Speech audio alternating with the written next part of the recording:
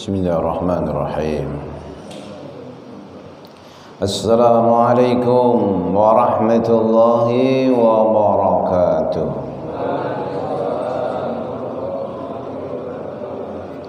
La ilaha illallah, la ilaha illallah, la ilaha illallah, Muhammadur Rasulullah. Sama. La ilaha illallah,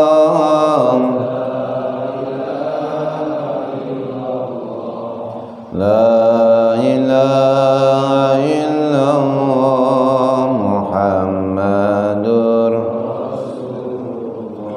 Hasbi Rabbi Jallallah, ma fi qalbi illallah, Nur Muhammad sallallahu, la ilaha illallah, la ilaha illallah,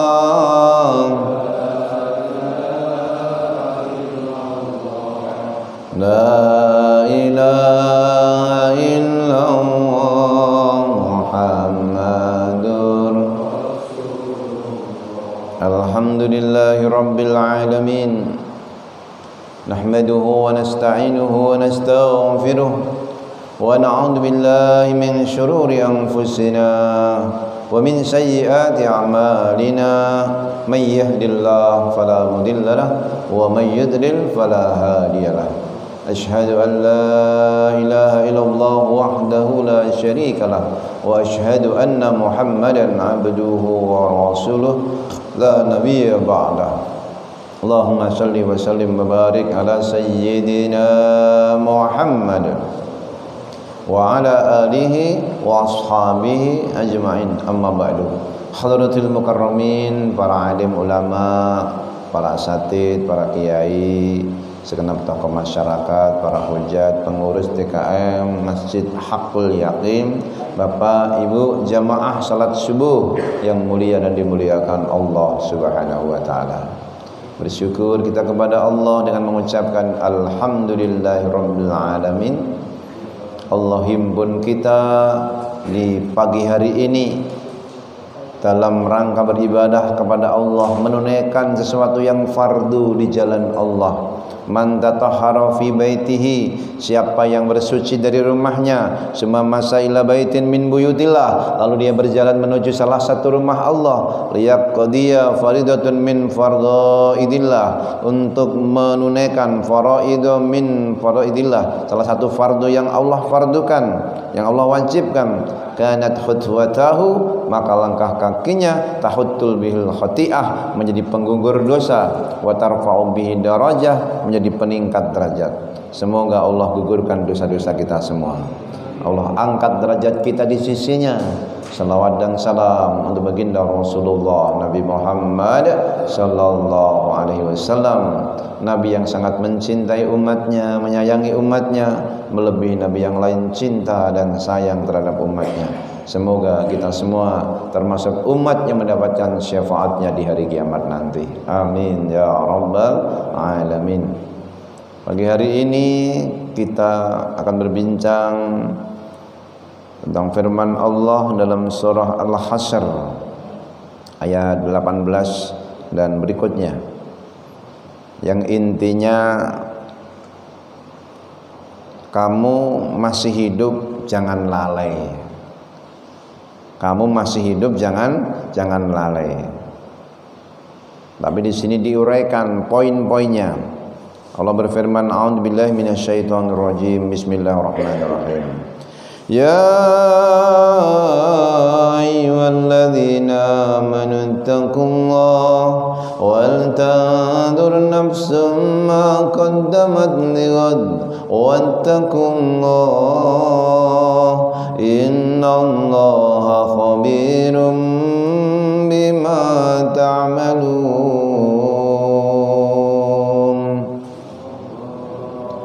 Hai orang-orang yang beriman. Para sahabat kalau mendengar ayat wahai orang yang beriman, langsung mereka mendongakkan kepalanya. Ada apa ya? Jadi seakan dirinya dipanggil oleh Allah Subhanahu wa ta'ala. Hai orang-orang yang beriman, ittaqullah, bertakwalah kepada Allah. Ittaqullah, bertakwalah kepada Allah. Dalam hal apa kita bertakwa kepada Allah?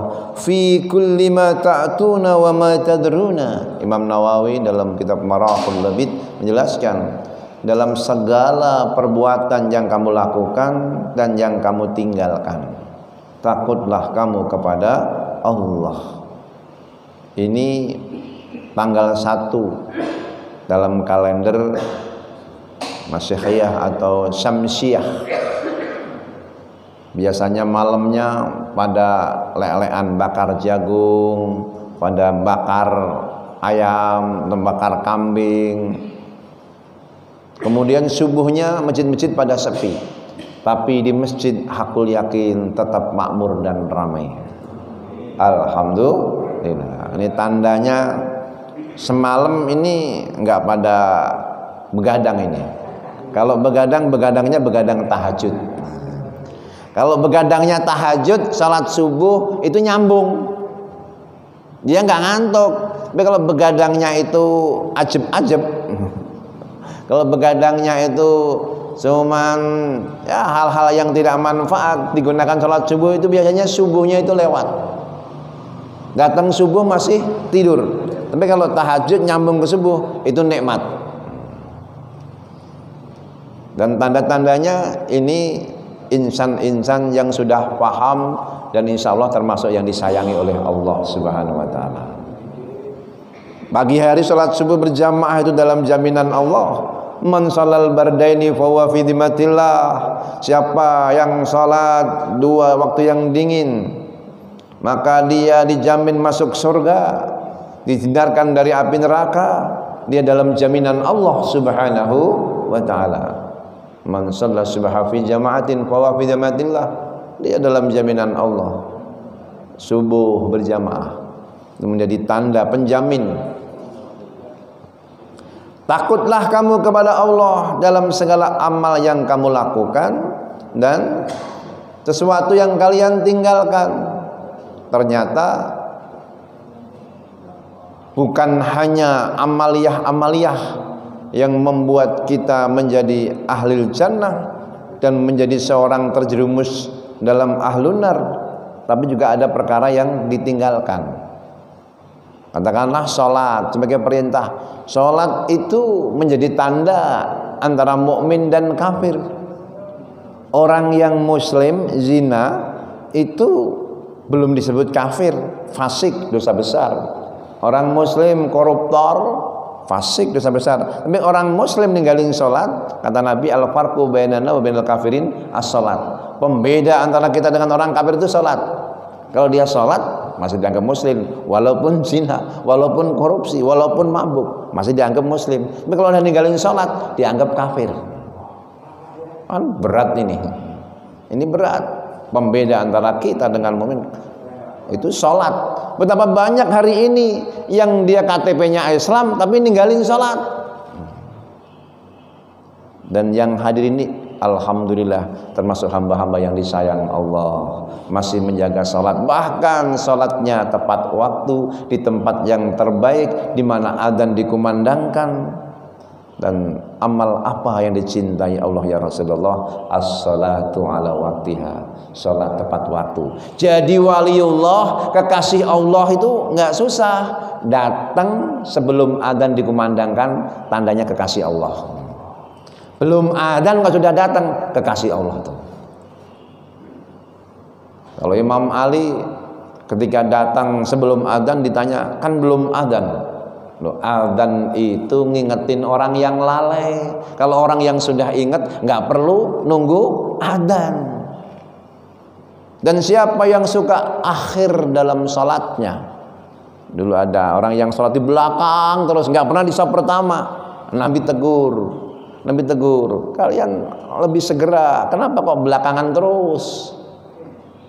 Yang belakangan terus itu ada risikonya.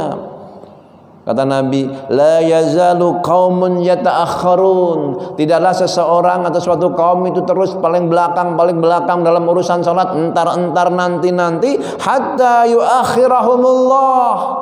Akhirnya Allah akhirkan dalam segala urusannya. Para ulama menjelaskan fi kulli mawatinil khair, setiap tempat-tempat kebaikan dia akhirnya belakangan, gara-gara salatnya belakangan, sampai dapat rahmatnya belakangan, dapat fadilah karunianya belakangan, dan surganya juga belakangan. Ini bapak-bapak, ibu-ibu yang hadir nih, maunya surganya belakangan atau duluan? Duluan. Nah, salatnya juga datangnya duluan. Itu. Takutlah kamu kepada Allah dalam hal urusan apa yang kamu kerjakan, dalam hal perintah Allah dan apa yang kamu tinggalkan. Wal tandur nafsum ma qaddamat lighad, dan hendaklah setiap diri memperhatikan apa yang dia lakukan untuk hari esok. Hari esok itu mungkin orang banyak memahami ya hari besok yang akan datang. Secara umum memang di sini nggak disebutkan hari esok itu apakah besok atau hari kiamat. Tapi Imam Nawawi menjelaskan aima turidu an tahsilahul liyaumil qiyamah fataf'aluhu. Ini lebih kepada hari kiamat. Apa yang kamu siapkan untuk menghadapi hari kiamat lebih khusus. Kalau dalam urusan duniawi orang sudah banyak lebih perhatian. Tapi untuk urusan ukhrawi ini kalau enggak diingatkan orang suka lalai. Apa yang kamu siapkan untuk hari esok, hari kiamat? Setiap waktu yang kita lalui selayaknya kita selalu menimbang-nimbang amal apa yang sudah saya siapkan untuk hari kiamat. Dunia itu sebentar, sesaat, tapi menentukan.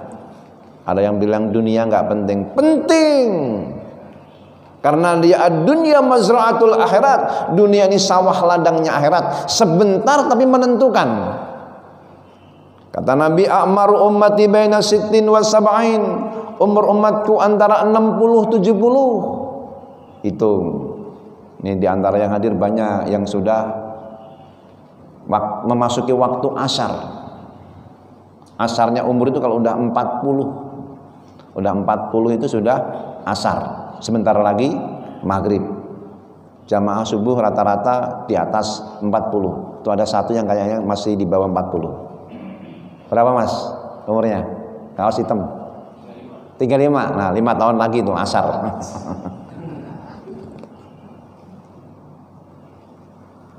Umur umat itu antara 60-70. Mbak Jadi berapa? 62. Oh, udah batas nih. Kalau 70 berarti 8 tahun lagi.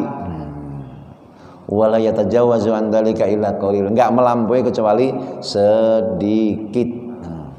Enggak melampaui itu kecuali sedikit. Timbang kita cuma 60 tahun. Tinggal 8 tahun lagi kalau 70 gitu. Tapi kehidupan yang sebentar ini menentukan buat hari akhirat nanti. Pak Haji kayaknya paling senior nih. Berapa? Berapa? 64. 74. Wah, udah kelewatan ya. Nah, ini termasuk yang tadi disebutkan Nabi, tidak melampaui kecuali sedikit. Enggak melampaui 70 kecuali sedikit. Ini termasuk yang sedikit nih. Yang melampaui itu sedikit, cuman dikit. Rata-rata itu antara 60-70. Kan banyak jamaah kita yang tahun kemarin masih bersama kita dan sekarang sudah tiada, padahal umurnya kadang-kadang masih di bawah kita. Memang rata-rata segitu. Menentukan alam kubur, menentukan hari kebangkitan, menentukan hari mahsyar, menentukan hari hisab, menentukan hari mizan, menentukan hari sirat, menentukan sampai surga atau nerakanya. Padahal cuma sebentar, tapi menentukan yang selama-lamanya, khalidina fiha abada. ditentukan oleh yang sebentar ini. Maka perhatikan, kata Allah, apa yang kamu lakukan untuk hari esok. Kamu sudah dipenjami aneka ragam kenikmatan dalam hidup dunia. Mohon maaf, kalau kita dipinjemin mobil satu orang, nih, dipinjemin mobil setahun lamanya, dipinjemin rumah setahun lamanya, nggak usah bayar. Kira-kira kita terima kasih nggak? Terima kasih nggak? Oh, betapa kita terima kasihnya kita kepada orang itu. Sudah dipinjemin mobil 1 tahun, rumah 1 tahun. Lah Allah minjemin raga ini, mata ini, lisan ini, kaki ini, tangan ini seumur hidup. Jantung ini, paru ini seumur hidup dipinjamkan semua kita. Buat persiapan buat hari akhirat. Maka pergantian waktu ini mengilhami kita. Sebagaimana Allah terangkan dalam surah Al-Furqan, surah ke-25 ayat 62. Wa huwal ladzi ja'ala al-laila wan-nahara khilfatan liman arada an yadhakkara aw arada syukura. Dialah yang menciptakan siang malam silih berganti bagi mereka yang ingin berzikir dan bersyukur kepada Allah. Isi waktu itu isinya itu zikir, syukur.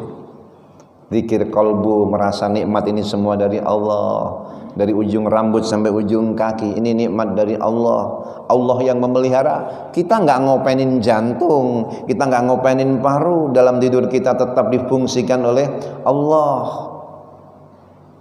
Merasa ini semua nikmat dari Allah, karunia Allah. Zikirnya lisan menyebut asma Allah, subhanallah walhamdulillah wa la ilaha illallah wallahu akbar, subhanallah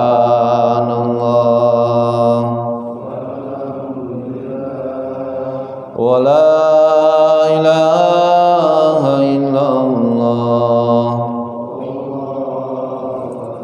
subhanallah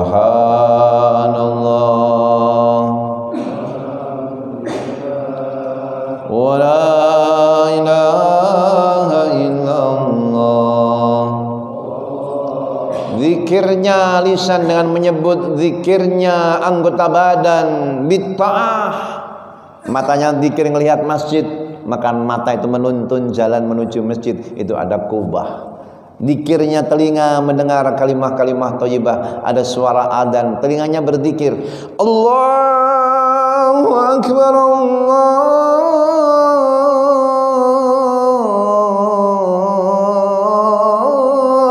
akbar. Telinganya yang zikir menuntun, ayo ke masjid, sudah adzan, karena telinganya zikir. Banyak orang punya telinga dengar adzan tapi dia nggak berzikir, seperti orang nggak dengar. Telinganya nggak zikir, kakinya zikir, dia menuju masjid berjalan karena dipanggil oleh Allah. Kakinya zikir. Ini bapak ini lagi zikir telinganya, zikir akal pikirannya, zikir kolbunya, zikir anggota badannya. Kakinya lagi berzikir juga, duduk bersimpuh di majelis ilmu. Zikir anggota badan ini. Liman arada ayyadzakara au arada syukura. Dan bagi mereka yang ingin bersyukur kepada Allah Subhanahu wa ta'ala. Ini termasuk syukur anggota badan juga. Syukurnya mata, syukurnya telinga, syukurnya kaki. Wal tandur nafsum ma qaddamat lighad wattaqullah. Diulang 2 kali. Ittaqullah ditutup dengan ittaqullah. Pentingnya perintah takwa. Tapi betapapun penting takwa, tapi ada yang lebih tinggi lagi, syukur. Wattaqullaha la'allakum tashkurun. Bertakwalah kepada Allah agar kalian bersyukur, menjadi pribadi yang bersyukur. Masih dikasih hidup itu nikmat yang luar biasa. Maka kalau hidup kamu susah, menderita, pedih, perih, datanglah ke kuburan. Orang yang di kuburan itu ada yang istrinya cantik, ada yang suaminya ganteng, hartanya berlimpah, jabatannya tinggi, tapi dia tinggal mati, dia nggak bisa menikmati. Dia pengen hidup kembali, memperbaiki diri, bertaubat, takarub kepada Allah. Tapi nggak bisa, sementara kita masih ada kesempatan untuk mendekatkan diri kepada Allah. Maka hidup ini mahal, nikmat dari Allah yang luar biasa. Fabi ayyi ala'i rabbikuma tukadziban. 31 kali Allah ulang-ulang dalam surah Ar-Rahman. Nikmat mana lagi dari Tuhanmu yang akan kalian dustakan? Dan di atas nikmat-nikmat sarana fisik, rumah, pasangan, anak, jabatan, harta, lebih dari itu semua adalah nikmat iman dalam kalbu kita. Qul bifadlillahi wa birahmatihi fabidzalika falyafrahu huwa khairum mimma yajma'un. Katakanlah dengan karunia Allah, nikmat Islam, iman dalam kalbu kita. Wa bifadlihi, dan karunia-Nya Al-Qur'an yang diturunkan, nabi yang diutus. Fabidzalika falyafrahu, dengan itu adalah kamu bahagia. Salat ini menuntun kita bahagia. Qiyamul lail menuntun kita bahagia. Di majelis ilmu datang menuntun kita bahagia. Dengan itu kamu harus bahagia. Enggak nunggu kaya, enggak nunggu punya jabatan. Allah takdir kamu sujud itu alhamdulillah, karena Allah haramkan bekas-bekas sujud terbakar oleh api neraka. Fabidzalika falyafrahu huwa khairum mimma yajma'un. Itu lebih baik daripada yang dikumpulkan oleh Fir'aun, emas-emas, perak-perak, jabatan yang dikumpulkan oleh Qarun, harta yang berlimpah yang dikumpulkan oleh Namrud. Iman ini lebih berharga. Maka tiada berhenti kecuali kita mengucapkan alhamdulillahi rabbil alamin. Dan begitulah orang-orang yang sudah masuk surga nanti, ucapannya itu adalah alhamdulillahi rabbil alamin. Segala puji bagi Allah, Tuhan semesta alam. Wa akhiru da'wahum anilhamdulillahi rabbil alamin. Dan akhirnya doa, ucapan mereka adalah ucapan alhamdulillah.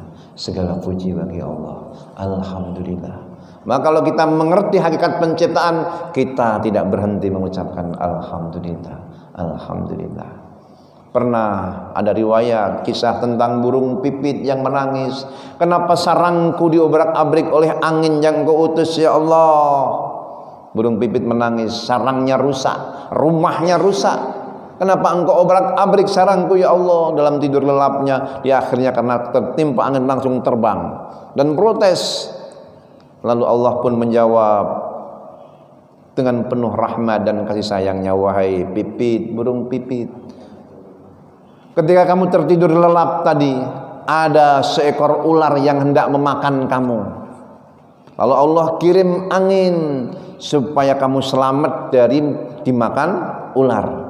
Dan akhirnya sarang pun terbang kemana-mana. Dan burungnya itu juga terbang. Dan akhirnya dia selamat. Dan burung pipit pun akhirnya menangis.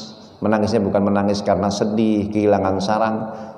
Menangisnya karena bahagia diselamatkan oleh Allah subhanahu wa ta'ala. Karena rahmat Allah kepadanya. Rupanya angin tadi itu bagian wujud dari kasih sayang Allah. Coba kalau nggak ada angin, burung pipit sudah dimakan sama ular. Pilih mana? Kehilangan rumah atau kehilangan nyawa?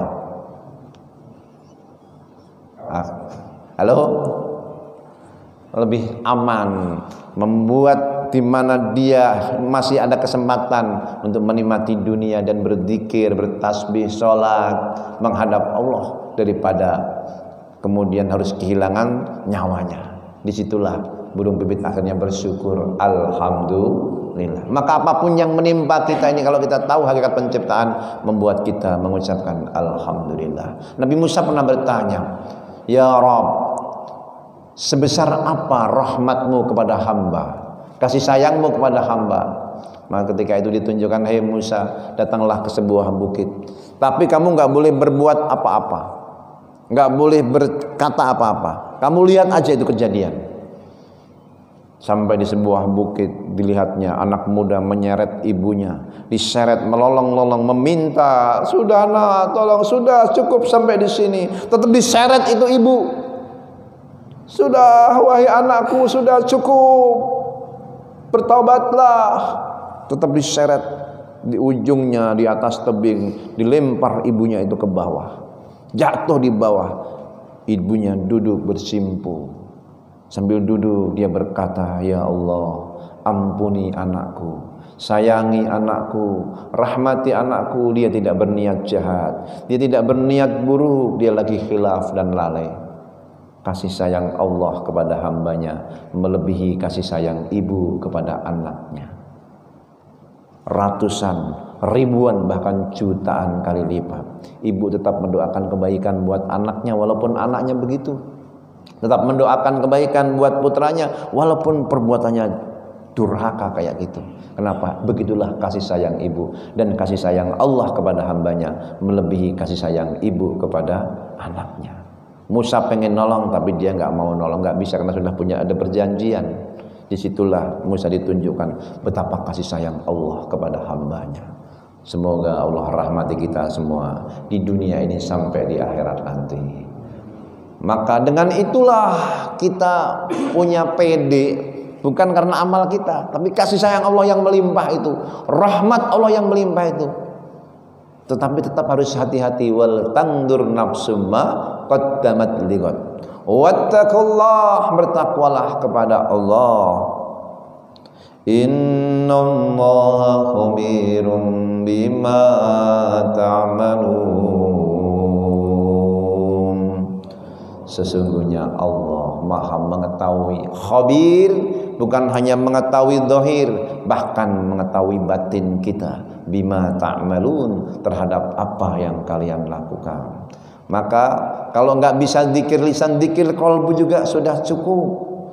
Hatinya selalu tersambung sama Allah. Dzikir qalbu, dia nggak terbatas oleh waktu, oleh tempat. Bahkan dalam tidur pun dia bisa berzikir.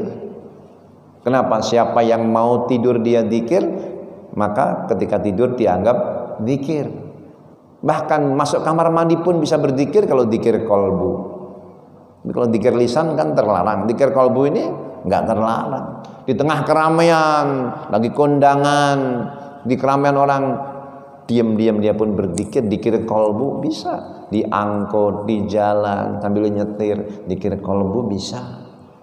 Allah, Allah, Allah, Allah. Nyambungkan qalbu dia dengan sang pencipta, sang khalik. Karena orang di hari kiamat nanti itu akan menyesal. Ada kesempatan mengucap alhamdulillah kok nggak mengucap alhamdulillah. Ada kesempatan tasbih nggak mengucap tasbih. Maka di ayat berikutnya ini menjelaskan, wala takunu kalladzina nasullaha fansahum anfusahum ulaika humul fasiqun. Ya ma'syarul mu'minin, wahai orang-orang yang beriman, janganlah kamu seperti orang-orang yang melalaikan Allah, melupakan Allah. Maksudnya nasu haqqallah, melalaikan hak-haknya Allah. Kal munafikin, seperti orang munafik. Wal yahud, seperti orang Yahudi. Fa innal munafikin, sesungguhnya orang munafik, taraku ta'atallah fi sirri. Orang munafik itu meninggalkan taat dalam kesepian. Kalau nggak ada yang lihat, nggak ada orang lain yang tahu, dia nggak mau taat. Dia nggak mau dzikir, dia nggak sholat. Sholatnya orang munafik cuman 3 waktu, duhur, asar, maghrib, isya, subuh berat.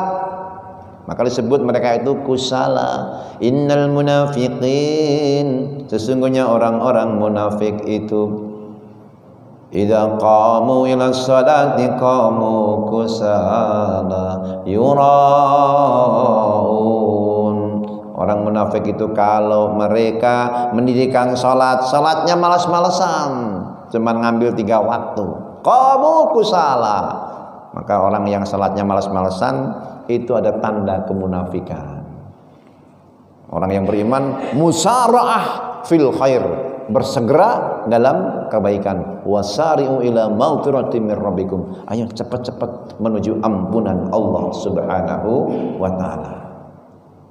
Kamu kusala, orang munafik malas.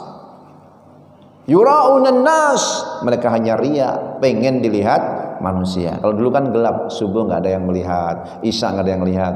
Padahal mereka kalau tahu itu keutamaan salat subuh berjamaah, salat isya berjamaah, lau ya'lamu fa ma fihinna la'atahuma walau habwan. Mereka akan datang dengan merangkak. Kalau tahu keutamaan salat isya dan subuh berjamaah. Dan Allah, alhamdulillah, Allah takdirkan kita semuanya sebagai hamba-hambanya yang memakmurkan masjid, datang di dua waktu yang gelap ini, subuh dan isya. Alhamdulillah. Orang munafik itu melupakan hak Allah dalam keadaan sirri, dalam keadaan sembunyi, sepi, nggak ada orang. Wal Yahud, orang Yahudi, taraku ta'atallah fi sirri wal alaniyah. Mereka meninggalkan taat, mau ada orang kayak nggak ada orang, dalam keadaan sepi maupun ramai terang-terangan, mereka itu meninggalkan hak-haknya Allah Subhanahu wa taala. Orang yang beriman, jangan kalian meninggalkan hak-hak Allah dalam kesendirian maupun dalam keramaian, di waktu mukim maupun di waktu safar, di waktu sehat maupun di waktu sakit. Jangan lupakan hak-haknya Allah. Jangan lupa Allah itu maksudnya, ya Allah kan telah mencipta kita, memelihara kita, memberikan nikmatnya sama kita. Maka tidak ada lain kecuali kamu punya kewajiban untuk beribadah kepada Allah, bersyukur kepada Allah.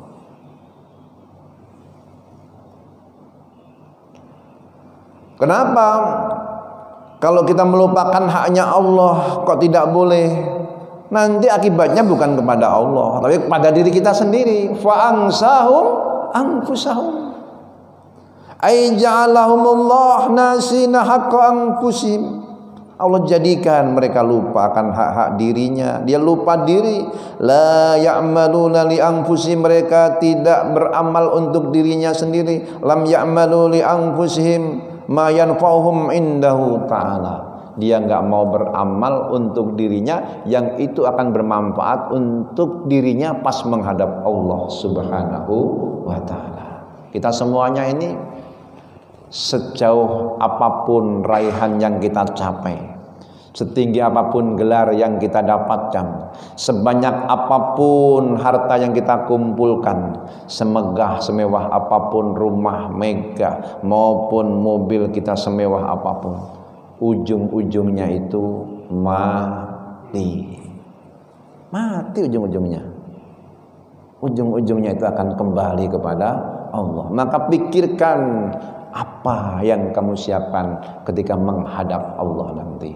Nabi ngajarin doa, Allahumma ja'al khaira umri akhirahu. Ya Allah, jadikan sebaik-baik umurku pada akhirnya. Khaira amali khawatimahu, sebaik-baik amalku pada penutupnya. Wa khaira ayami yauma alqaka fi, hari terbaikku saat berjumpa dengan Allah Subhanahu wa taala. Hari terbaik di mana dia memandang Rabbnya. Wujuhu yauma idzin nadhirah ila rabbiha nadhirah. Wajah saat berseri-seri memandang kepada Tuhannya. Maka sebaik-baik umur tatkala malaikat datang kepada kita, dia pun akhirnya memanggil dengan panggilan indah, ya ayyatuhan nafsul mutmainnah irji ila rabbiki radiyatan mardiyah. Wahai jiwa-jiwa yang tenang, yang baik, yang gemar berzikir, bersyukur, kembali kepada Tuhanmu. Radiyatan mardiyah, kamu ridho, diridhoi. Dalam hidup dia mencari keridhaan Allah, beramal mencari ridho Allah, maka Allah pun sudah ridho. Allah itu saking sayangnya sama kita. Dalam malaikat Israel itu di keningnya tertulis kalimat la ilaha illallah. Maka kita akan membaca itu, dituntun. Orang yang beriman, dia memakai baju putih bertuliskan la ilaha illallah, maka kita pun akan mengucapkan la ilaha illallah. Tapi kalau orang-orang yang kafir yang datang pakai baju hitam, nggak pakai baju putih, dan dia pun ketakutan sehingga nggak sempat baca-baca begitu. Tapi orang yang beriman dengan penuh kasih sayang, datangnya pun salam. Banyak riwayat tentang itu. Dari anggota keluarga yang kehilangan orang tuanya yang soleh-soleh. Ada jamaah di antara yang hadir jamaah masjid saya. Itu bapaknya ketika di hari malam itu dipanggil oleh malaikat Israel. Malam itu ada yang salam, assalamualaikum. Dibuka pintunya, nggak ada orang. Habis dibukain malam itu bapaknya wafat. Saya dapat cerita 2 orang. Di lain orang juga ada kesempatan kayak gitu. Ada yang ngucapin salam, dibuka nggak ada. Tahu-tahu, nah bapaknya memang soleh, suka ke majelis ilmu, suka nanya bahkan kalau ada majelis ilmu begini. Saya ingat benar. Nah, anaknya ketika malam itu ibunya, dia dengar ada yang salam, bukain pintu tuh ada yang datang, dibukain nggak ada orang, ngucapin salam. Salamun alaikum tibtum dalam Al-Quran, keselamatan untukmu, kamu baik kok. Di malaikat akan datang ngucapin salam. Dan dia membawa kalimah tauhid la ilaha illallah. Mudah-mudahan nanti pas malaikat Israel datang pada kita ngucapin salam. Bahkan sebagian yang lain tunjukkan itu, kumpulin anak-anak. Ini Israel sudah datang, malaikat sudah datang. Dia ngelihat, yang lain nggak ngelihat. Fa basrukal yauma hadid. Pandanganmu hari ini jadi tajam. Bisa ngelihat alam lain, alam malakut. Kita belum sekarang. Bapak mau ngelihat alam malakut. Kalau pengen cepat-cepat ngelihat, nanti ditunjukin nanti sama Allah gitu. Saatnya nanti ada. Nah, pas datang itu tenang kita. Kenapa? Sudah dikasih tahu petunjuknya, ada ilmunya. Bahkan dalam riwayat yang lain disebutkan, man ahabba liqa Allah, ahabba Allah liqa'ah. Wa man kariha liqa Allah, kariha Allah liqa'ah. Siapa yang senang ketemu Allah, Allah senang ketemu dia. Siapa yang benci ketemu Allah, Allah juga benci ketemu sama dia. Ya Rasulullah, akarahiyatul maut, apa maksudnya takut mati? Kami semuanya masih takut mati, kami masih benci mati. Bukan itu. Innal mu'min, sesungguhnya orang yang beriman, kalau datang kematian padanya, maka ja'at malakul maut, malaikat maut itu datang kepadanya dengan membawa apa? Birahmatillah, dengan rahmat Allah. Wa jannati, dengan surganya. Malaikat itu datang tunjukkan ini rahmat Allah, ini surganya. Kalau kita meninggalkan dunia yang fana, yang kayak gini, lalu ditunjukin surga, pindah ke istana surga, kira-kira ridho nggak? Senang nggak? Senang nggak? Mau cepat-cepat atau nanti? Ya kita senang kalau pas tiba waktunya, cepat-cepat nanti. Maka orang yang beriman itu kalau sudah keluar rohnya, dibawa di atas tandu itu, keranda, qaddimuni, cepet. Kalau udah tiba masanya, karena sekarang belum tiba masanya, kalau bisa mah umurnya tambah panjang dan berkah, nambah amal soleh. Amin. Ya Rabbal Alamin. Itu maksud senang ketemu Allah. Rohnya keluar pun senang, dia senyum. Sebagian yang lain dituntun, wahai Nabi tolong aku, bantu aku. Dapat syafaat jangan nunggu kiamat. Ada ketika mau meninggal, ada juga lagi hidup begini.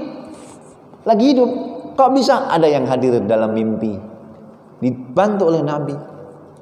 Ada seorang ahli hadis, setiap hari yang dipelajarin hadis, siang malam jadi pikirkan hadis. Mencari hadis nggak ketemu, malam ketemu sama Nabi.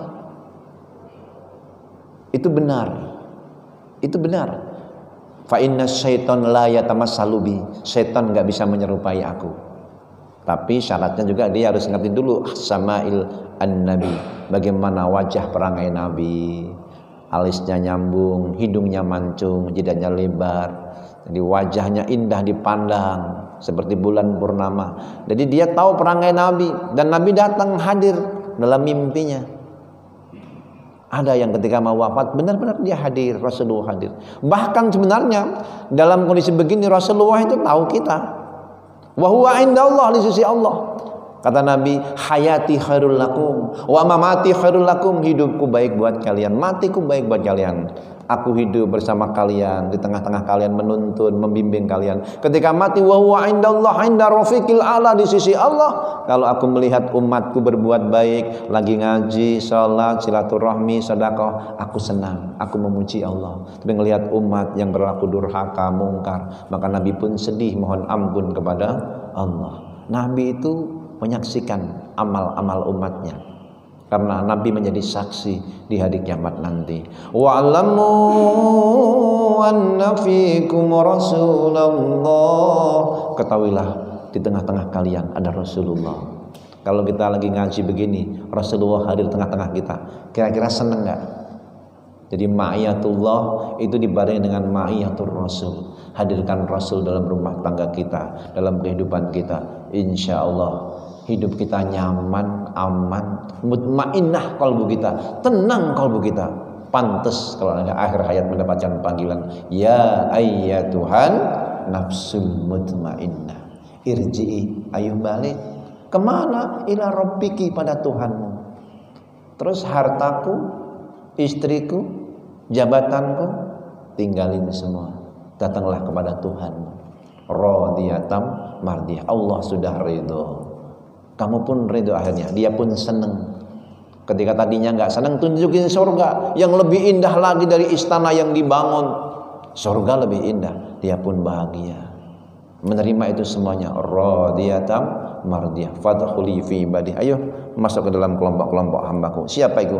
Faulaika ma'alladzina an'amallahu 'alaihim minan nabiyyin wasiddiqin wasyuhada'i wassalihin. Gabung sama hamba-hambaku. Siddiqnya namanya para nabiyin, siddiqin, syuhada, salihin, dikumpulkan. Makanya ketika sahabat ada yang khawatir gak ketemu Nabi, gak ketemu Rasulullah, kenapa derajatnya tentu lebih tinggi, ada 100 tingkat, tingkat satu dengan yang lain seperti langit dan bumi, kami gak akan ketemu dengan engkau ya Rasulullah. Kamu gak membaca ayat ini. Orang-orang yang beriman, yang taat kepada Allah dan Rasulnya, faulaika ma'alladzina an'amallahu 'alaihim, dia akan dikumpulkan bersama orang-orang yang mendapatkan nikmat dari Allah, minan nabiyyin, siddiqin, syuhada, salihin. Mudah-mudahan nanti Nabi rela menyambut kita semuanya, entah di mahsyarnya, entah di siratnya, di mizannya, atau di telaga Al-Kautsar. Nanti Nabi akan mengambilkan itu air. Orang pada kehausan, kalau diambilin dari telaga Nabi itu diminum, nggak akan haus selama-lamanya, nggak ada penderitaan haus selama-lamanya. Nabi akan menyambut umatnya. Apakah Nabi kenal kita? Nah, kita terangkan, Nabi mengenal dari bekas-bekas sujud. Simahum fi wujuhim min asari sujud. Apakah Nabi mengenal kita? Ghurrun muhajjalun burkun min asaril wudu, bekas-bekas wudu. Apakah Nabi mengenal kita?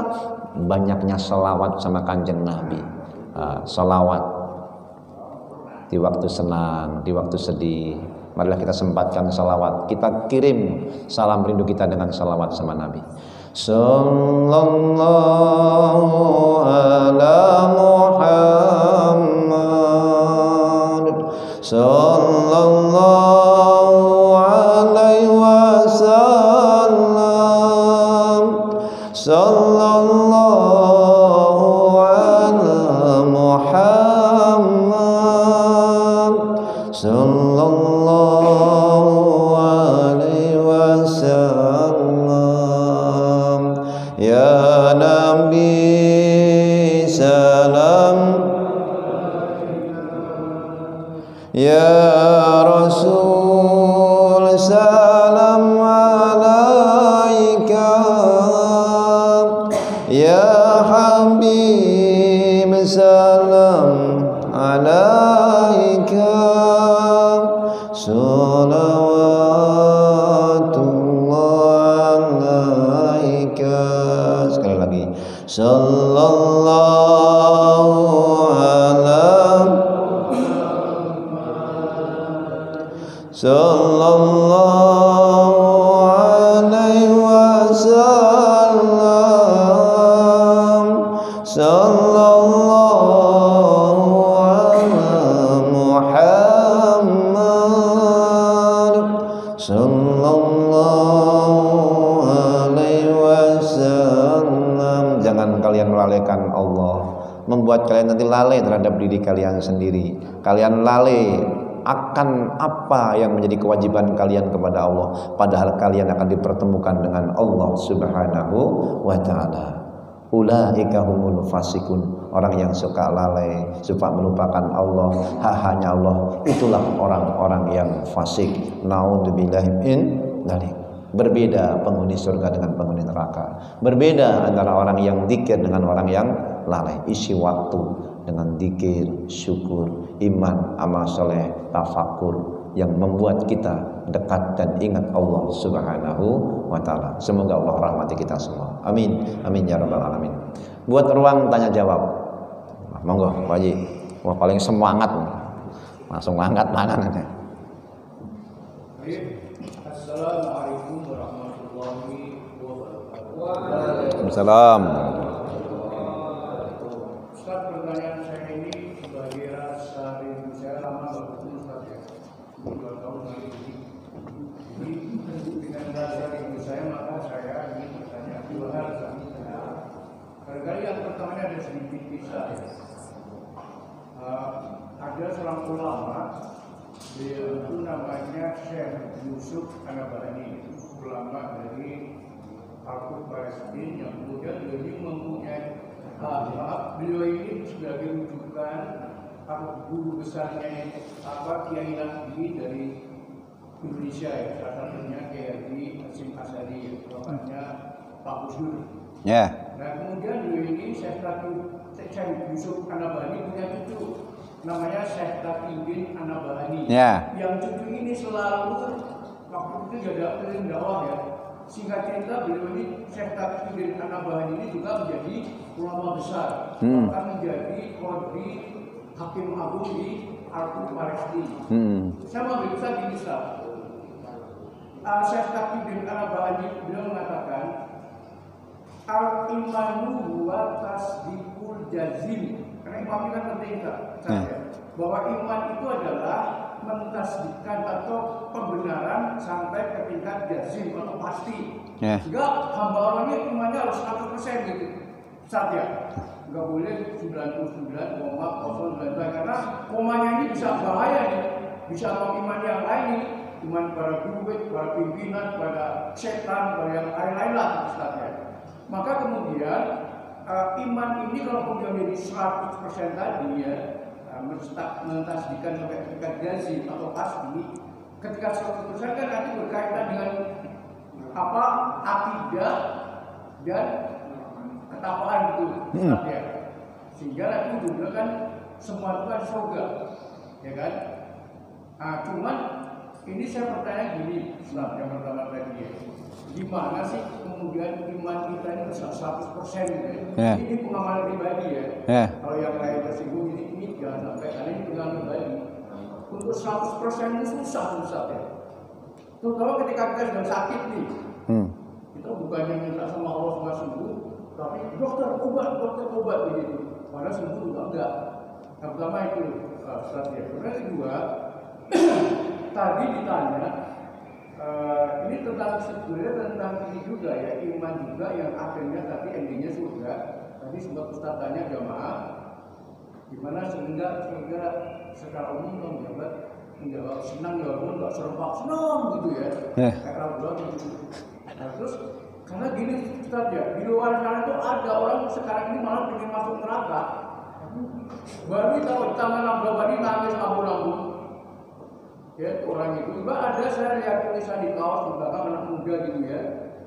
Silakan turun masuk surga bukan neraka aja. Luar biasa itu Ustaz. Maka kemudian Imam besar Ibnu Taimiyah itu kan mengatakan ya, jadi kebahagiaan surga itu akan diawali dengan kebahagiaan di dunia. Jangan kegeeran salah sangka bahwa kehidupan di dunia itu banyak harta, tadi sudah juga mobil mewah gitu. Bukan itu sebetulnya maksud Ibnu Taimiyah itu. Kebahagiaan yang akan mengawali sebelum kebahagiaan surga dan akhirat itu adalah kebahagiaan ketika kita beribadah. Ini lagi-lagi saya pribadi, saya mau hadir musuh ini setan itu udah kejadiannya setan bunuhin aja. Ngapain selalu balik-balik ke masjid? Tidurnya ke sini itu baru jam 2 malam pribadi ya.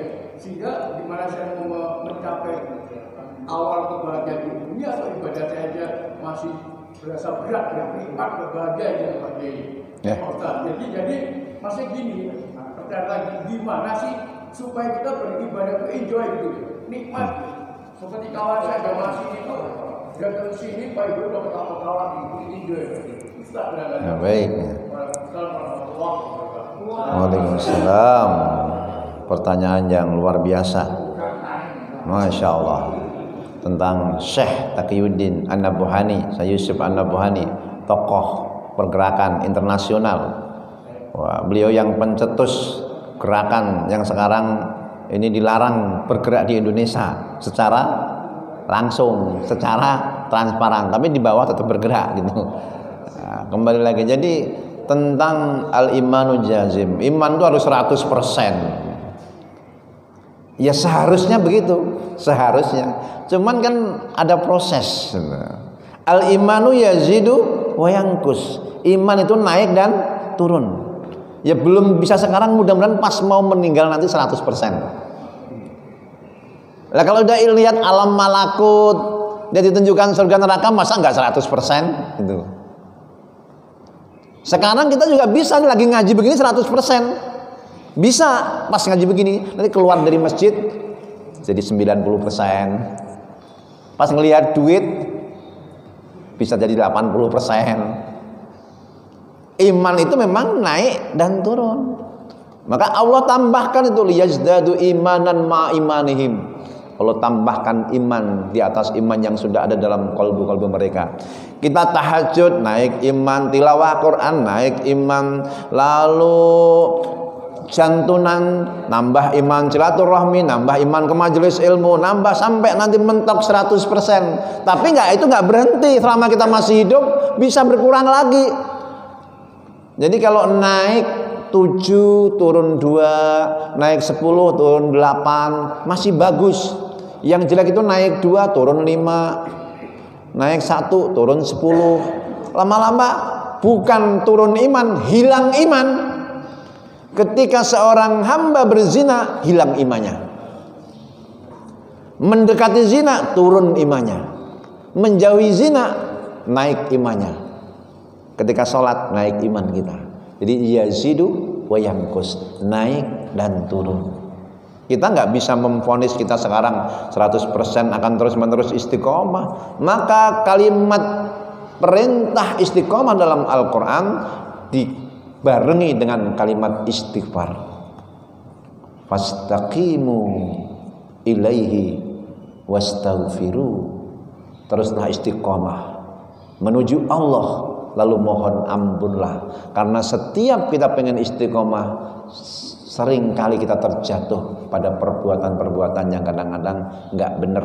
Jangankan dalam maksiat, dalam taat pun ada penyelewengan, dalam taat pun ada kemaksiatan, dalam taat pun ada kelalaian.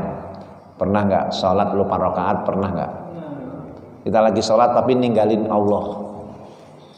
Itu termasuk dosa menurut ahli tasawuf. Dosa. Allah ditinggalin. Atau setelah berbuat baik ada kesombongan, ada kegeeran. Kamu tidak bersyukur kepada Allah, kamu terlalu pede dengan amalmu. Nggak boleh pede dengan amal, harus pede dengan rahmat Allah. Jadi kalau kita bisa qiyamul lail semata-mata pertolongan Allah, bisa ngaji karena pertolongan Allah, bisa tilawah setiap bulan khatam karena pertolongan Allah. Pokoknya anggap itu memang karunia Allah, dan memang karunia Allah, bukan karena kehebatan kita. Kan ada seorang sahabat yang berjuang bareng Nabi, itu aja ujungnya ada yang su'ul khotimah. Apa kurangnya Sa'labah hamamatul masjid, punya gelar merpati masjid, pagi siang sore malam di masjid, tapi dia rupanya ketika mendapatkan godaan dunia di akhir hayatnya jauh dari masjid. Na'udzubillahi min dzalik.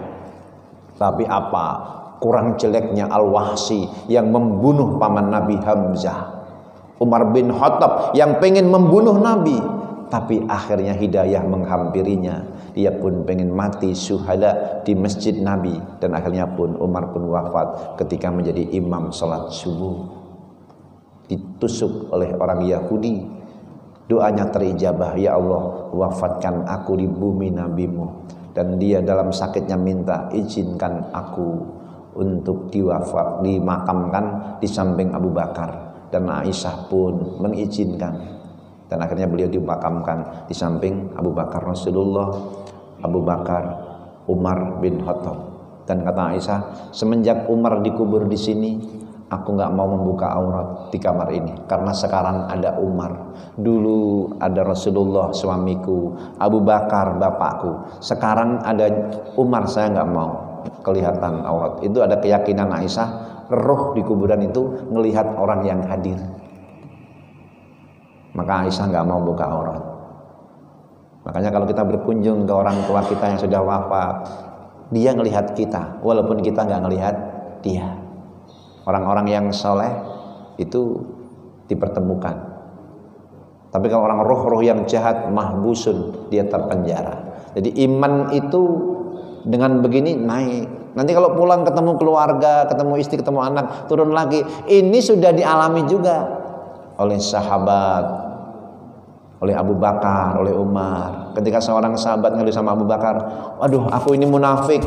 Kenapa? Saya ini kalau pulang ke rumah iman saya turun. Tadi kalau pas bareng Nabi lagi ngaji, itu pengen tahajud, pengen sedekah, pengen sabar, pengen syukur. Tapi sampai di rumah itu wah kadang-kadang marah-marah, kadang-kadang wah nggak jelas. Saya ini munafik. Oh, kalau begitu aku juga sama. Kita datang pada Nabi. Nabi jelasin iman itu yazidu wa yanqus, naik dan turun. Jadi kalau nggak bisa 100% dan belum bisa, datang terus ke tempat-tempat yang nambah iman. Tapi suatu saat naik 100%. Dan itu juga nggak menjadi jaminan akan turun lagi nanti kalau dalam masih hidup. Tapi kalau udah wafat di ujungnya tadi, insya Allah mudah-mudahan kita semuanya bisa 100%. Amin. Ya Rabbal Alamin. Yang kedua tentang ya, biar nikmat beribadah. Jadi qul bi fadlillah wa bi rahmatihi fa bidzalika falyafrahu. Katakanlah dengan rahmat Allah, nikmatnya beriman, berislam, dan karunia-Nya Al-Qur'an yang diturunkan, Nabi yang diutus, dengan itu kamu harus bahagia. Itu biar bisa bahagia dalam ibadah itu juga karunia itu. Yuhibbuhum wa yuhibbunah. Karena Allah cinta dia, maka dia pun mencintai Allah. Kalau Allah sudah cintai kita, kita akan nikmat itu ibadah. Tandanya itu nggak pakai kepaksa, nikmat nggak pakai kepaksa. Allah sudah cinta. Kayak kita cinta sama orang yang kita cintai, itu dalam susah senang nikmat itu. Kepanasan nikmat, kehujanan nikmat, jauh-jauh dari Tangerang ke Bekasi, gimana capek ya? Enggak. Adanya nikmat, cinta. Kalau udah dicintai sama Allah, tahajud nikmat, sedekah nikmat. Innallaha ma'al ladzina taqaw wal ladzina hum muhsinun. Sesungguhnya Allah bersama orang-orang yang bertakwa dan berbuat baik, gemar berbuat baik. Kita lagi ngaji begini, Allah bareng kita. Tertimpa musibah, sabar. Innallaha ma'as sabirin, bareng sama orang-orang yang sabar. Ma'a itu beserta, nemenin. Sabar ibadah. Pokoknya berbuat baik, kebaikan-kebaikan itu membuat kita dekat sama Allah. Inna rahmatallah qaribum minal muhsinin. Sesungguhnya rahmat Allah sangat dekat sama orang yang berbuat baik. Ini dalam tata bahasa, rahmat kok qaribun, ini sebenarnya nggak tepat. Rahmat Allah ya qaribatun, kok qaribun? Para ulama memeras akal pikirannya. Di mana ini kok rahmatan? Nggak mungkin Al-Quran salah kata-katanya. Kok rahmatun tapi qaribun, bukan qaribatun. Tapi di akhirnya itu ada kesimpulan, Inna rahmatallah qaribum minal muhsinin. Rahmat Allah sangat dekat sama orang yang berbuat baik. Sebenarnya yang dekat bukan hanya rahmatnya, Allah pun dekat sama orang yang berbuat baik. Maka qaribun di situ adalah menuju kepada Allah. Allah dekat sama orang yang berbuat baik. Lagi kuliah subuh begini nih, Allah dekat sama kita. Dekat sama orang yang berbuat baik, lagi sholat, lagi wudu, lagi sedekah. Allah dekat. Innallaha qarib. Iba idza salaka ibadi anni fa inni qarib. Aku sangat dekat. Jadi bagaimana terus aja kamu mendekat sama Allah. Terus apa? La tahqirannal ma'ruf syai'an. Jangan kamu remehkan walaupun kecil. Boleh jadi membuat Allah ridho dan senang sama kamu. Dalam hadis riwayat Abu Dawud. Jadi amaliyah manapun walaupun kayaknya kecil, jangan remehkan. Boleh jadi dia membuat kamu dekat sama Allah. Banyak riwayat kisah tentang itu. Imam Al-Ghazali ketika diriwayatkan mimpi kok dimimpikan sangat dekat dengan Allah. Apa yang membuat derajatku sampai mulia seperti ini? Kamu tahu nggak, hai Ghazali? Apa yang membuat kamu dekat dengan Allah? Oh, buku karanganku banyak, mahasiswaku, jamaahku banyak. Bukan itu. Suatu saat kamu menulis, kamu mau mencelupkan pena di tinta itu ada semut yang minum. Ada riwayat lalat minum. Kamu nggak mau mencelupkan penamu karena takut ganggu minumnya lalat, minumnya semut. Kamu tahan dulu sampai dia kenyang minum. Setelah itu kamu baru menulis lagi. Sayangmu kepada binatang itu membuat Allah sayang sama kamu. Selaras dengan hadis irhamu man fil ardi yarhamkum man fis sama. Cintai, sayangi yang di muka bumi ini, niscaya yang di langit akan menyayangimu, akan mencintaimu. Menebar kasih sayang. Allah pun sayang sama kita. Karena kita bisa dekat lagi juga karena rahmat Allah subhanahu wa ta'ala. Jadi jangan remehkan kebaikan, karena sungguhnya itu boleh perkara yang membuat kita dekat dengan Allah. Mudah-mudahan dapat terpahami Pak Ji ya. Mohon maaf kalau ada kurang. Ada lagi sebelum saya akhiri dengan doa? Nah, terakhir nih ya. Silakan Pak Ji. Kaitan dengan tingkat keimanan kita. Boleh nggak sih atau gimana ya? Misalnya kita beribadah nih dengan pertimbangan, contoh deh, kalau bilang subuh itu lebih baik dunia berikut isinya. Nah, katakanlah saya datang ke ini mau sholat subuh dengan harapan tadi, waduh, pahalanya sangat besar. Ya, seperti kita ngaji begini juga dengan ini kita akhiri dengan sholat isyarat nanti, pahalanya kan haji umrah ya. Nah. Itu artinya gimana tuh penilaiannya? Apakah benar kan? Ya. Orang beribadah itu kan bertingkat-tingkat. Ada ibadatul abid, ibadah hamba. Ada ibadatul tajir, ibadah pedagang. Ada ibadatul arifin, hamba orang-orang. Jadi ibadahnya orang-orang yang arif, yang sudah kenal Allah. Ibadah abid, ya pokoknya disuruh kita jalanin aja. Mau tahajud, mau duha, mau ya pokoknya saya jalanin aja. Dia nggak peduli mau ruh, mau kenikmatan, mau rahasia-rahasia, nggak peduli. Pokoknya ibadah aja. Orang-orang yang mohon maaf, yang jahil belum banyak ilmunya, tapi punya semangat ibadah, dia ibadah terus aja. Pokoknya itu kelasnya ibadah abid. Kalau seseorang tuan memerintah budaknya ngangkat batu, ya budak ngangkat aja. Nah, tuan tahu di bawah batu itu ada emasnya, ada harta karunnya. Budak gak mikir itu. Nah, ibadah abid. Ada juga yang kedua, ibadah tajir, ibadah pedagang. Hitung-hitungan tadi. Kalau saya, ya, nah hitung-hitungan pedagang itu. Kalau saya berbuat begini, nanti dapat ini. Nah, kamu angkat batu ini, saya bayar nanti 100.000. Nah. Kamu sholat subuh berjamaah 27 derajat. Nanti kalau kamu tambahin qabliyah, itu dapat pahala. Wow, lebih baik daripada dunia seisinya. Kamu datang ke jenazah silaturahim, kamu ziarah itu Lalu mensolati dapat 1 gunung Uhud, 1 qirot. Kalau kamu sampai menziarahin, sampai menguburkan, dapat 2 qirot, 2 gunung Uhud. Boleh nggak?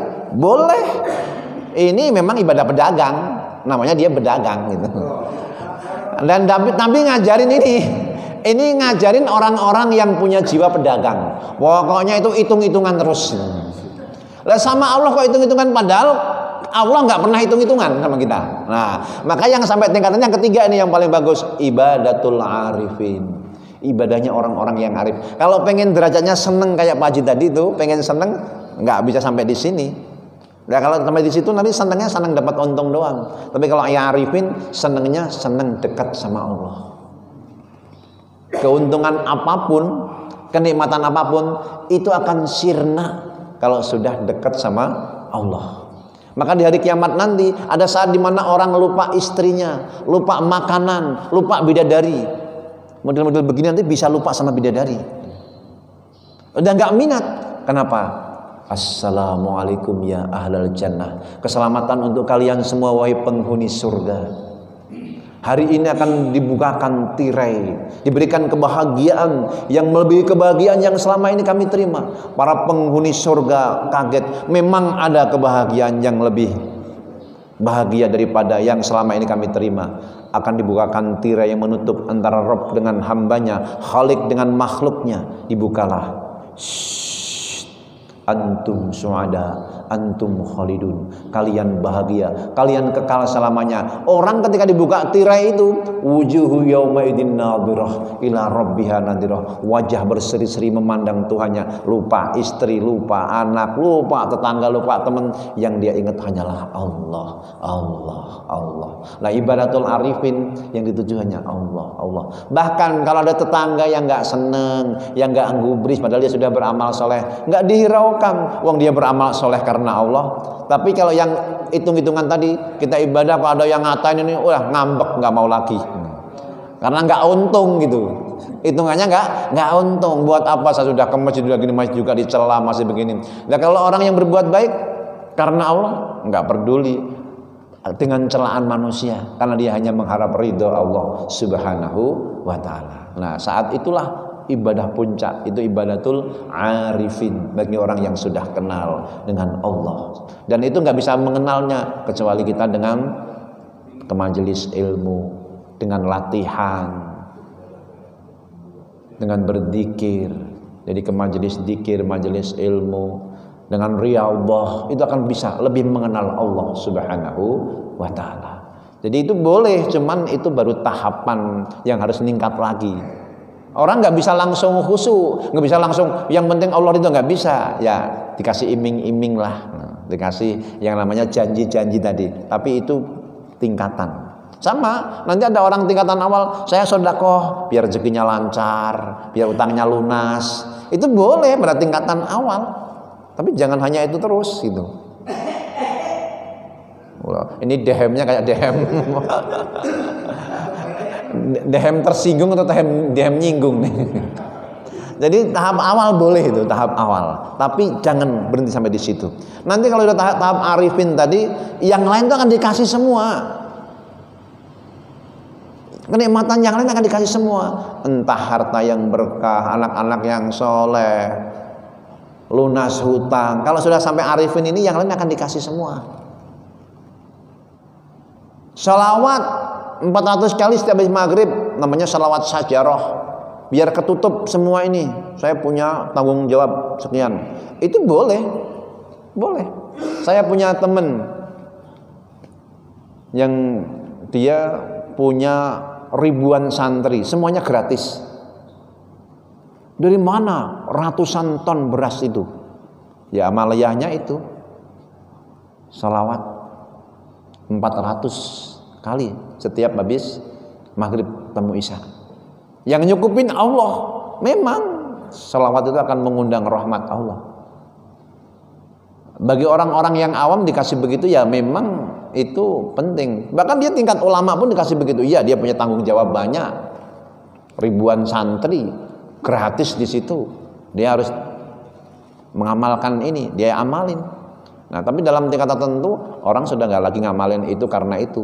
Kenapa? Sudah menjadi kebiasaan, dia sudah dekat sama Allah. Bahkan siang, malam, bukan hanya 400 ribuan, 5.000 tiap hari. Terus sholawat terus. Dia sudah nggak lagi karena tadi yang namanya uang tadi. Itu benar. Sholawat itu dulu ada orang, kisah nyata ini, yang terlilit hutang, mau dipenjara, dia nggak punya apa-apa. Semalam nggak bisa tidur, sholawat terus. Akhirnya dia tertidur, bermimpi. Ini mimpi yang sahih karena terwujud dalam sejarah. Kamu datang ke Sultan Hamid II. Katakan, sudah cukup itu salawatmu semalam. Sudah benar. Dia pun datang ke Sultan. Dan kata Nabi, sampaikan salamku kepadanya.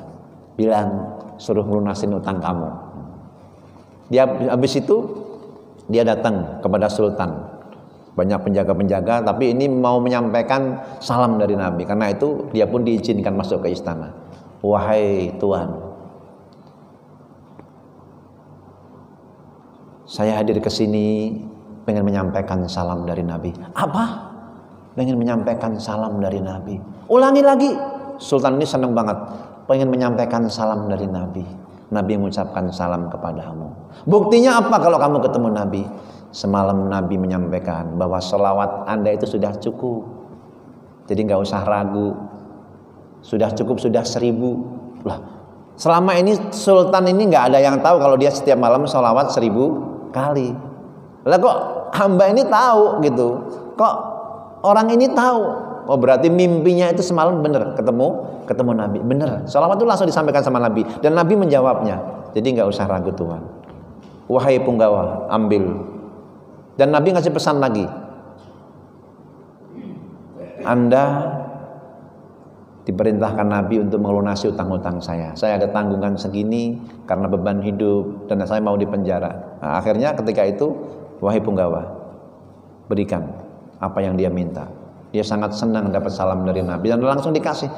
Hari itu juga lunas hutangnya dengan bersalawat itu.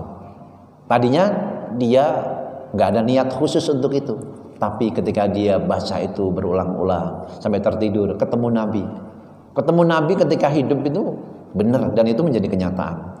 Fa inna syaiton la yatamassalu bi. Syaitan nggak bisa menyerupai aku. Dan akhirnya umat ini, hamba ini mendapatkan kebahagiaan, bukan hanya kebahagiaan di dunia lepas dari penjara, tapi juga kebahagiaan untuk akhiratnya. Kenapa? Dia bersalawat bukan lagi karena nikmat-nikmat yang duniawi, tapi karena Allah Subhanahu wa taala, syukurnya. Innallaha wa malaikatahu yusholluna 'alan nabi. Sungguhnya Allah dan malaikatnya bersalawat sama Nabi. Kalau ini diterjemahkan ini ringan, tapi kalau dimaknai dengan tajwidnya, dengan tata bahasa Arab, yusholluna itu fi'il mudhari, artinya mengandung makna kontinuitas, sekarang, nanti, dan yang akan datang, selalu bersalawat pada Nabi. Allah, para malaikat, sekarang, nanti, dan yang akan datang selalu bersalawat sama Nabi, nggak pernah putus. Yusholluna, hai orang yang beriman, teruslah kamu bersalawat, selalulah kamu bersalawat pada Nabi, nggak boleh putus. Karena penyambung kita dengan Allah itu ya Rasulullah. Amal kita pas-pasan, masih kurang khusyuk dalam sholat, masih kurang ikhlas dalam sedekah, masih kurang benar dalam berbuat baik. Tapi Rasulullah ngasih syafaat sama kita, selamat kita ya Rasulullah, ya Allah, ini umatku, ini umatku. Dan Nabi sangat sayang dengan umat ini, maka teruslah berselawat untuk baginda Nabi Muhammad SAW. Jadi boleh dalam tahapan awal, tapi jangan berhenti di situ sampai pada arifin. Semoga Allah rahmati kita, Allah sayang kita. Marilah kita munajat kepada Allah. A'udzubillahi minasyaitonirrajim. Bismillahirrahmanirrahim. Alhamdulillahirabbil alamin. Allahumma shalli ala sayyidina Muhammad wa ala alihi wa ashabihi ajmain. Ya Allah ya Karim, Ya Rahman ya Rahim, Ya Qawi ya Hakim, Ya Dzal Jalali wal Ikram. Allahumma inna ala dzikrika wa syukrika wa husni ibadatik. Ya Allah, tolonglah kami supaya kami menjadi hamba yang senantiasa berzikir kepadamu, selalu bersyukur kepadamu, beribadah dengan sebaik-baiknya kepadamu. Ya Rabb, ampuni semua dosa-dosa kami, dosa dan salah kedua orang tua kami yang susah payah mendidik membesarkan kami, yang masih hidup bersama kami, bahagiakan sisa umurnya, sehatkan lahir batinnya, berikan istiqomah dalam ibadah, akhir hayat yang husnul khotimah. Yang sudah tiada, lapangkan kuburnya, cahayai dengan rahmatmu, jadikan kuburnya sekeping dari taman surgamu. Ya Rabb, Engkau kumpulkan kami di majelis yang mulia ini, kumpulkan kelak dalam surgamu dengan rahmat kasih sayangmu ya Allah, ya Dzal Jalali wal Ikram. Rabbana atina fid dunya hasanah wa fil akhirati hasanah wa qina adzabannar. Rabbana hab lana min ladunka dzurriyyatan thayyibah innaka sami'ud du'a. Ya Allah, jadikanlah umur terbaik hamba pada akhirnya, amal terbaik hamba pada penutupnya, hari terbaik hamba saat berjumpa dengan Engkau ya Allah. Engkau ridhoi kami, kan kami ridho terhadap segala ketentuanmu ya Dzal Jalali wal Ikram. Subhana rabbika rabbil izzati amma yasifun wa salamun alal mursalin walhamdulillahi rabbil alamin. Subhanakallahumma wa bihamdika asyhadu an la ilaha illa anta astaghfiruka wa atubu ilaik. Wassalamualaikum warahmatullahi wabarakatuh.